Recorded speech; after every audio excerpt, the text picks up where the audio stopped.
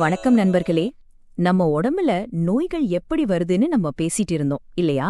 அதாவது வாதம், பித்தம், கபம் இந்த மூணும் பேலன்ஸ்டா இல்லைன்னா பிரச்சனை ஆரம்பிக்குதுன்னு பார்த்தோம். இதுல ரொம்ப ரொம்ப முக்கியமான ஒண்ணு இருக்கு. அதுதான் வாதம்.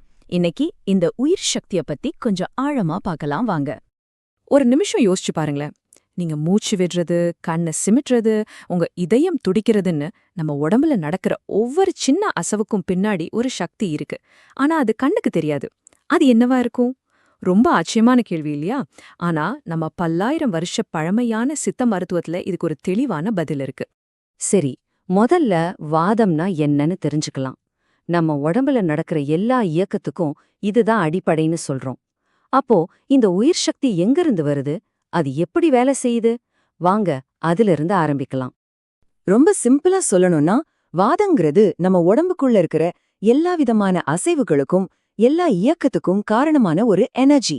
நாம நடக்கிறது, பேசுறது, ஏன் யோசிக்கிறதுக்கு கூட இந்த வாதம்தான் அடிப்படை. சித்த மருத்துவத்துல இத வாயு, அதாவது காற்றுங்கிற பஞ்சபூத சக்தியோட ஒப்பிடுறாங்க. இது ஏதோ கண்ணுக்கு தெரியாத சக்திதான்னு நாம நினைச்சாலும் நம்மளோட அன்றாட வாழ்க்கையில எவ்வளவு முக்கியமான விஷயங்களோட இது கனெக்ட் ஆயிருக்கு பாருங்களேன். நாம விடுற மூச்சு, நம்ம நரம்புகள் அனுப்புற சிக்னல்ஸ், உடம்பு முழுக்க ஓட ரத்தம், நம்ம செய்யற ஒவ்வொரு சின்ன அசவு எல்லாத்தையும் கண்ட்ரோல் பண்றதே இந்த வாத சக்தி தான். சரி, இப்போ இன்னும் கொஞ்சம் ஆழமா போலாமா? இந்த வாதம்ங்கிற ஒரே சக்தி நம்ம உடம்புக்குள்ள 10 விதமான உயிர்காற்றுகளை பிரிஞ்சு வேலை செய்தான். இதுக்கு பேருதான் தசவாயுக்கள். இதுல ஒவ்வொரு வாயுவுக்கும் ஒரு குறிப்பிட்ட முக்கியமான வேலை இருக்கு. 10. ஆமாங்க, 10. இந்த நம்பரை நல்லா ஞாபகம் வச்சுக்கோங்க. சித்த மருத்துவம் சொல்லுது, நம்ம உடம்புக்குள்ள வேலை செய்யற உயிர்காற்றுகள், அதாவது வாயுக்கள் மொத்தம் 10. இந்த 10 வாயுக்களும் சேர்ந்துதான் ஒரு பெரிய மியூசிக் ஆர்கெஸ்ட்ரா மாதிரி நம்ம உடலோட எல்லா இயக்கத்தையும் கரெக்டா வழிநடத்துது. இந்த 10யும் ஒட்டுமொத்தமா பார்த்தா கொஞ்சம் குழப்பமா இருக்கலாம். அதனால இதை நாம 2 குரூப்பா பிரிச்சு பார்க்கலாம். முதல்ல ரொம்ப முக்கியமான நம்ம உயிரையே காக்கக்கூடிய 5 முதன்மை வாயுக்கள் என்னென்னு பார்க்கலாம் வாங்க. முதல்ல பிராணன்.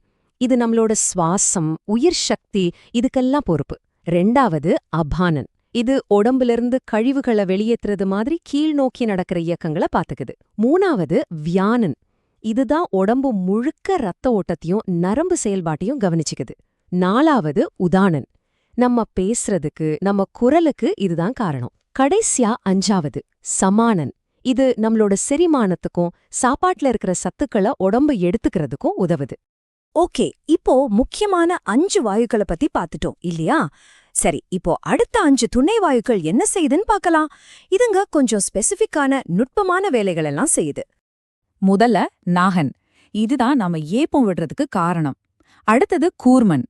இது நம்ம கண்ணை சிமிட்டுறத கண்ட்ரோல் பண்ணுது. 3வதா கிருஹரன். இதுதான் நமக்கு தும்மல், பசி, தாகம் எல்லாத்தையும் தூண்டுது. 4வது தேவதத்தன். இது கொட்டாவி வர்றதுக்கும் தூக்கத்துக்கும் சம்பந்தப்பட்டது. ஆனா இதுல ரொம்ப ஆச்சரியமான விஷயம் என்னன்னா, கடைசியா வர தனஞ்சயன், இது ஒருத்தர் இறந்ததுக்கு அப்புறமும் உடம்புல கொஞ்ச காலம் தங்கி அந்த உடம்பு சிதைவடைகிற வேலைகளை செய்யுதுன்னு சொல்லப்படுது. சரி, இப்போ இந்த 10 வாயுக்களும் என்னென்ன வேலை செய்யுதுன்னு பார்த்துட்டோம். ஆனா இதெல்லாம் தெரிஞ்சுக்கிறது நம்ம ஆரோக்கியத்துக்கு ஏன் இவ்ளோ முக்கியம்? ஏன்னா இந்த 10 வாயுக்களோட சமநிலை, அதாவது பேலன்ஸ் தான் ஆரோக்கியத்தோட ரகசியமே. இங்கதான் விஷயமே இருக்கு. பாருங்க, இந்த 10 வாயுக்களும் ஒன்னோட ஒண்ணு இணக்கமா ஒரு சரியான பேலன்ஸ்ல வேலை செஞ்சா நம்ம ஆரோக்கியமா இருப்போம். இதுல ஏதாச்சும் ஒண்ணு முன்ன பின்ன ஆச்சுன்னா, அந்த பேலன்ஸ் கெட்டு போச்சுன்னா அதுதான் நோய்க்கு வழிவடுக்குது. இவ்ளோ நேரம் நாம பேசின எல்லாத்தையும் ஒரே வரியில சுருக்கமா சொல்லணும்னா ஒரு பழமொழி மாதிரி இத சொல்லலாம். வாயுக்கள் சரியாக இருந்தால் வாழ்க்கை சரியாக இருக்கும். பாருங்க, எவ்ளோ தெளிவா ஆழமா சொல்லிருக்காங்க. நாம இந்த டாபிக்க முடிக்கிறதுக்கு முன்னாடி ஒரு முக்கியமான விஷயத்த புரிஞ்சுக்கணும். சித்த மருத்துவம்னா ஏதோ உடம்புக்கு முடியலன்னா மாத்திரை தரது மட்டும் கிடையாது. அது ஒரு நோயோட அறிகுறிய மட்டும் பார்க்காது. அது ஏன் வந்துச்சுன்னு மூல காரணத்தை கண்டுபிடிச்சு அதை வேரோட சரி செய்ய பார்க்கற ஒரு முழுமையான ஆரோக்கிய பார்வை. அதனாலதான் சித்த மருத்துவத்துல மருந்துகளோட சேர்த்து பல ஸ்பெஷல் தெரப்பிகள், நம்மளோட வாழ்க்கை முறைய எப்படி மாத்திக்கணும்னு சொல்ற வழிகாட்டுதல்கள்னும் எல்லாமே இருக்கு. இதோட ஒரே நோக்கம் ஒரு மனுஷனோட உடல், மனசு 2யும் சேர்த்து முழுமையான ஆரோக்கியத்தோட வச்சுக்கிறது தான்.